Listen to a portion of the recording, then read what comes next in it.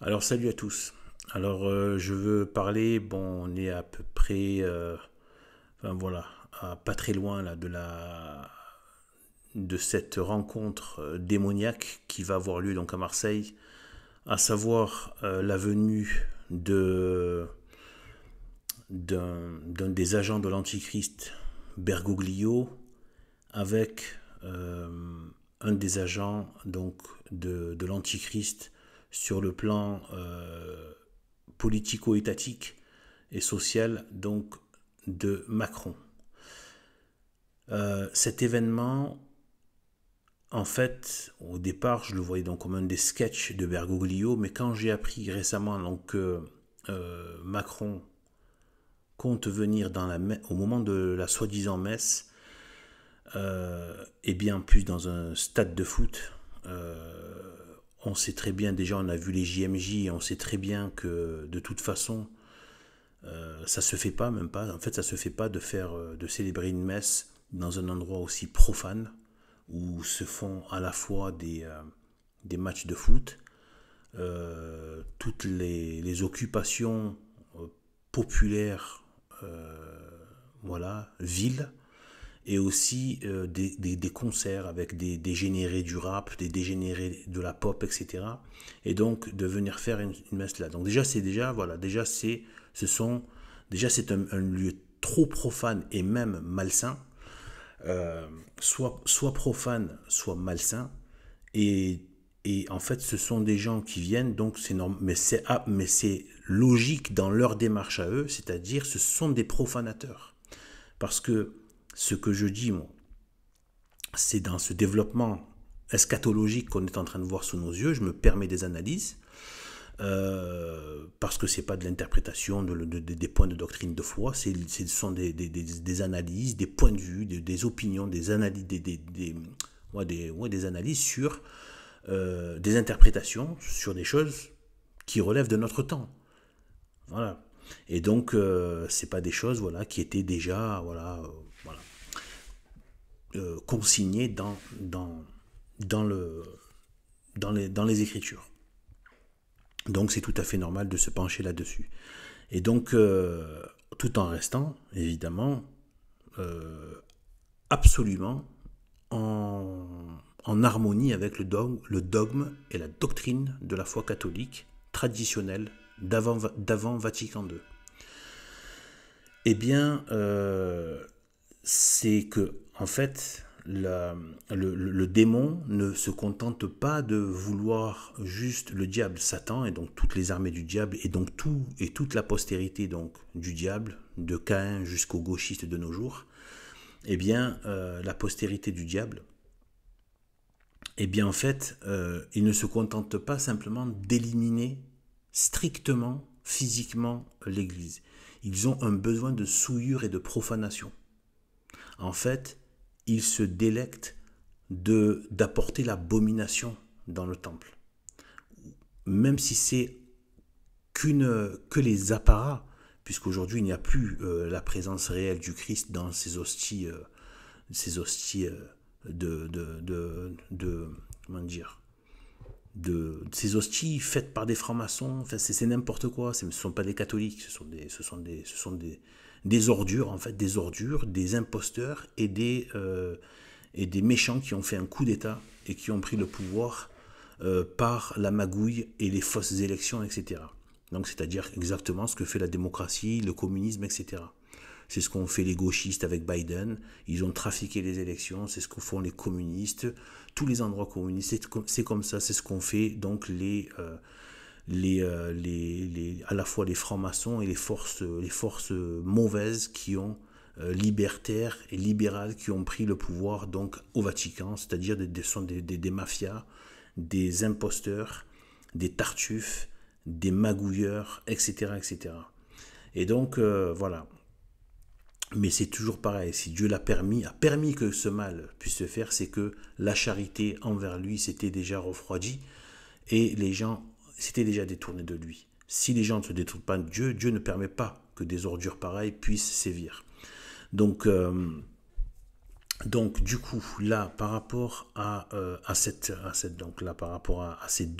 à ces deux, pour moi, voilà, ce que je veux dire, c'est que ce sont deux symboles, deux incarnations, enfin, vraiment, qui sont une synthèse de la grande apostasie. Pour ceux qui suivent un peu mes vidéos, donc ce que je développe, d'après ce que j'ai pu analyser et comprendre, je ne dis pas que c'est un dogme de foi. Je ne dis pas, c'est une opinion. On va même pas l'interpréter. Ouais, c'est de l'ordre de l'interprétation, mais c'est une opinion. Eh bien que, et je le dis avec tristesse de cœur, mais je le dis quand même, c'est que je pense que c'est la France. D'après ce que j'ai pu comprendre et voir, je pense que c'est la France qui est la grande prostituée. Voilà. Je pense que c'est la France, et donc c'est ensuite la figure qu'elle a prise, c'est-à-dire la figure de la franc-maçonnerie.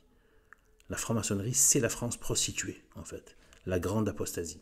Et donc, sachant que, attention, moi ici, chaque fois que je parle de la franc-maçonnerie, je ne veux pas en faire, autant j'en parle, mais je ne veux pas en faire, comment dire, une espèce de sujet comme ça, là, voilà, où même ce serait monolithique et il n'y a que ça, voilà. Mais non, je ne veux pas m'enfermer là-dedans parce que c'est pas vrai. Il y a des forces démoniaques, il y a des forces libertaires, libérales qui ont agi derrière, etc. Et voilà. Mais un des plus grands instruments, on peut même dire technique, de ce rejet du règne social de Jésus-Christ, c'est évidemment la franc-maçonnerie. Mais voilà, ça dépasse. Voilà, il faut, parce que sinon, voilà, en fait, c'est même au bout d'un moment, voilà, ça fait même plus d'effet de le dire. Donc, c'est parce que à un moment donné, ça dépasse ça justement. C'est pour ça que ça fait plus d'effet. Par contre, il faut remonter toujours à la source qui est le démon et les gens qui donnent leur adhésion à ce que leur propose le démon. Voilà, c'est tout. C'est ça, c'est la même chose depuis Adam et Ève, et ça continue encore aujourd'hui. C'est le démon et ceux qui acceptent, et ceux qui acceptent, qui se laissent séduire et qui veulent de la proposition du démon. Eh bien, Macron représente, à la suite des autres, hein, comme Sarkozy, comme Chirac, comme Mitterrand, tout ça, mais là, ça s'affine et ça se raffine de plus en plus dans l'image de cette France prostituée, apostate, dépravée, etc. Et qui est donc dans la personne de Emmanuel Macron, et qui est donc l'incarnation. Il ne faut pas croire que c'est que Emmanuel Macron. Contrairement à d'autres, moi je dis que Emmanuel Macron, c'est la France. C'est les Français. Les Français sont devenus grossiers, vulgaires, obscènes dans les choses de l'impudicité, etc., etc. Il est à l'image du peuple, vraiment. Donc en fait, voilà, donc on a Macron qui représente cette France apostate, travestie en antichrist. Et voilà, et donc ça c'est parce que la France avait cette mission divine d'être le bras armé, la tribu de Judas du Nouveau Testament, de la Nouvelle Alliance.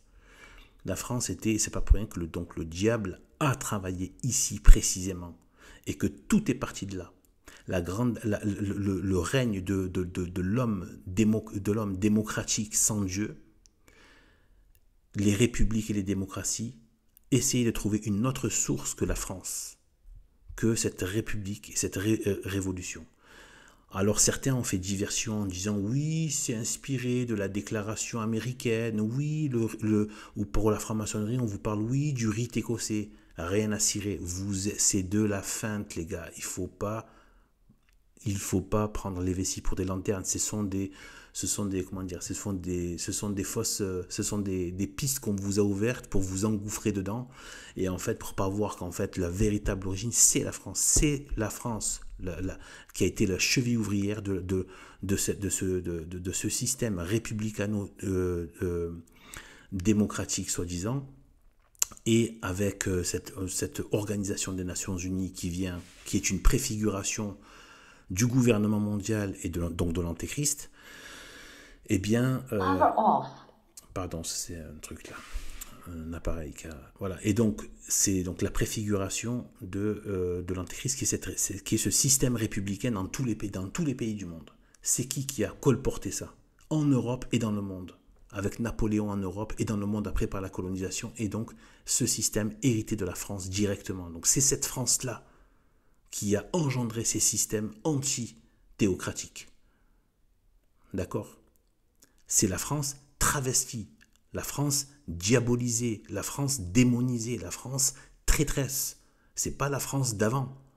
Une femme, si elle a perdu, ou un homme, s'il a perdu sa vertu, et qu'il est allé au bordel, ça ne veut pas dire qu'avant d'aller au bordel, il était mauvais. Il pouvait très bien. Il y a des gens qui ont chuté, c'est ça que je veux dire. Et il y a des gens qui ont chuté et qui se sont sanctifiés. Par exemple, Sainte Marie-Madeleine, évidemment, une des plus grandes saintes, et pourtant qui était de l'autre côté, qui était du côté de la débauche. Elle est devenue une très très très très grande sainte que moi j'affectionne beaucoup. Et donc en fait, par contre, il peut y avoir aussi des saints qui se sont dépravés. C'est arrivé. Eh bien, je pense que la France est cette grande sainte qui s'est prostituée avec le diable, avec le démon, et qui a fait ses œuvres. Voilà. Et donc, on a Macron qui aujourd'hui, plus encore que ses prédécesseurs, incarne cette France apostate. Voilà. Et qui est antichrist, et qui fait l'œuvre du Christ, et qui diffuse les mœurs favorables à une société antichrist. Et donc, on a Bergoglio. Donc, il y a la France avec... Non, d'abord, je reviens sur la France. La France avec donc l'aspect politique, temporel, qui a fait son apostasie, et ensuite la grande apostasie du pouvoir spirituel représenté donc par le siège de Saint-Pierre au Vatican. Donc le Vatican qui a fait sa grande apostasie avec Vatican II, avec Jean XXIII. Voilà, qui a repris le nom du dernier antipape. Reprendre le nom d'un antipape, vous vous rendez compte? Et donc, voilà, de cette grande apostasie. Donc là, il y avait l'apostasie de la France, puis ensuite la grande apostasie du Vatican II. Et on a ces deux forces, le pouvoir temporel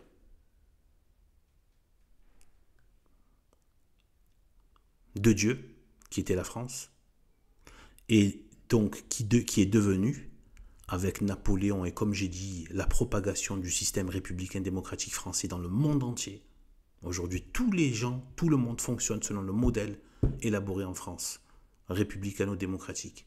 Donc, le pouvoir temporel de l'Antéchrist récupéré qui reprend la France pour singer Dieu, pour faire son pouvoir temporel. Et en même temps, son pouvoir spirituel de l'esprit mauvais, hein, dans le sens de l'esprit du mal, eh bien, avec la perversion du Vatican, pour en faire le culte de l'œcuménisme qui finira par lui rendre un culte à lui. Et bien là, il y a une sorte de synthèse des deux, de rencontre des deux, et en plus dans une messe. Donc c'est une messe noire, évidemment, ce n'est pas une messe catholique, c'est une messe noire, c'est une messe diabolique. Et donc on a ces deux personnes-là qui incarnent le Vatican apostat dans sa phase dégénérée la plus extravagante et la plus horrible, et qui malheureusement, on sent que ça peut aller encore plus loin, aussi cadavérique, aussi purulent que ce soit, ça peut encore aller pire parce qu'ils sont complètement déchaînés. Et donc on a aussi donc cette incarnation, donc donc les deux principaux pouvoirs du règne social de Jésus-Christ, qui étaient basés sur la France au niveau temporel et sur le Vatican, l'Italie, surtout le nord de l'Italie, voilà, avec le pouvoir spirituel. Les deux vont se rencontrer dans le cadre d'une messe en plus et dans un lieu profane, avec la nouvelle messe qui est une préfiguration de la messe de l'Antéchrist, avec tous les délires du monde, la grossièreté du monde, les chants grossiers, les danses grossières, les rencontres grossières, vulgaires, etc., etc., la nullité théologique, l'absence de tout discours spirituel et des choses du ciel, etc., etc. Eh bien, là aussi, en plus, les deux sont deux grands immigrationnistes, hein, Macron et Bergoglio, et on sait très bien que derrière l'immigration, eh bien, c'est l'islam, puisque plus d'immigration égale plus d'islam, ça va ensemble. Sachant que, je tiens à le dire aussi, c'est que, je le répète parce que des fois on parle souvent de l'immigration qui vient par les frontières, c'est pas celle-là du tout euh, qui a fait développer l'islam de peuplement. Ce sont les naissances. Ce sont les gens, c'est une fois qu'ils arrivent là et qu'ils se multiplient ici et que colporte l'islam. Voilà. Et donc du coup, quand tu sais que depuis des décennies, ça en est venu à des dizaines de millions maintenant en Europe, etc., dans le monde occidental, jadis chrétien, eh bien, c'est venu par l'immigration. Quand tu es un immigrationniste à ce stade-là, avec des millions et des millions, des dizaines de millions de musulmans, et ça va en grossissant, se développe sur les anciennes terres chrétiennes, et donc, même si elle le reste symboliquement, mais dans les faits, voilà, c'est plus difficile, quand tu continues en tant que Bergoglio et Macron, comme par hasard les deux qui sont immigrationnistes, c'est que tu appelles l'islam encore à venir peupler. Et en plus, à côté de ça, donc le côté pouvoir temporel de Macron favorise donc le soi-disant multiculturalisme qui permet justement de ne poser aucun critère d'assimilation, etc. Et, son double spirituel maléfique, Bergoglio, qui ne pousse pas à la conversion, mais prend l'œcuménisme et qu'on peut se sauver par n'importe quel culte. Voilà, donc dans les deux cas, on empêche tout esprit de conversion et toute logique de vérité qui s'impose au mensonge. Voilà. Parce que s'il y a conversion, c'est qu'il y a une vérité. Voilà. Sinon, tout se vaut. Et donc, il n'y a pas de vérité. Voilà. Et il ne peut pas ne pas y avoir de vérité, puisqu'il y en a une, et elle est de fait, et elle s'impose, et elle a déjà gagné, elle triomphe, et elle triomphera. Que ce soit au niveau, elle a déjà triomphé au niveau intemporel, mais au niveau temporel, au niveau du temps, voilà, la vérité aura le mot de la fin. Ce ne sont pas eux là qui auront le mot de la fin. Là, c'est leur temps de récréation du diable. Et donc, cette messe maudite, cette messe noire, cette messe de sorcellerie, de profanation et de blasphème, voilà, va se faire avec deux. En plus, vous voyez bien comme quoi ils sont illégitimes en fait. Macron qui représente personne en termes de vote. Il représente personne. À partir du second tour, au second tour, oui, mais avant le second tour, qui est la véritable élection, il ne représente personne. Et l'autre aussi à côté, Bergoglio, qui ne représente personne, c'était une élection trafiquée. En fait, ce sont vraiment des mafias, des imposteurs qui viennent. Et le fait qu'ils se montrent cool, c'est pas parce qu'ils sont gentils et braves, c'est parce que c'est pour mieux vous enfumer. S'ils pouvaient vous montrer leur vraie gueule méchante, vous serez étonné de voir la sale gueule qu'ils ont. En fait, le coolisme apparent, ils ne l'emploient que parce que c'est efficace justement pour berner les gens. D'accord ? Voilà, donc voilà, cette messe est hautement symbolique d'un point de vue de préfiguration de l'Antéchrist en termes de pouvoir temporel et le culte noachite, œcuménique, multi-machin, qui préfigure la future interdiction totale de vénérer quoi que ce soit d'autre que l'Antéchrist. Ça viendra dans un second temps. C'est d'abord l'œcuménisme, le noachite, et ensuite, une fois que tout ça aura été dilué, dissous, dans un bain, voilà, dans un bain maudit, voilà, que tout le monde sera un peu neutralisé par le biais d'une synthèse maléfique, œcuménique, eh bien, il ne restera plus qu'à imposer, en plus avec tous les moyens politiques et technologiques et électroniques qu'il y a avec informatique et tout, eh bien d'imposer, d'obliger de rendre un culte, d'adorer l'image de la bête est l'image de la bête, et, et voilà. Et donc, et d'interdire évidemment tout autre culte, tout ce qui sera appelé Dieu, ça c'est Saint Paul, hein. Je crois que c'est Saint Paul, mais en tout cas c'est dans la Bible, voilà, d'interdire tout ce qui, de vouer un culte à tout ce qui peut être appelé Dieu, et de vouer un culte à lui, et donc, voilà, donc sur ce, voilà, il faut rester dans le combat, et surtout la vie intérieure. Voilà, que Dieu nous bénisse. Salut.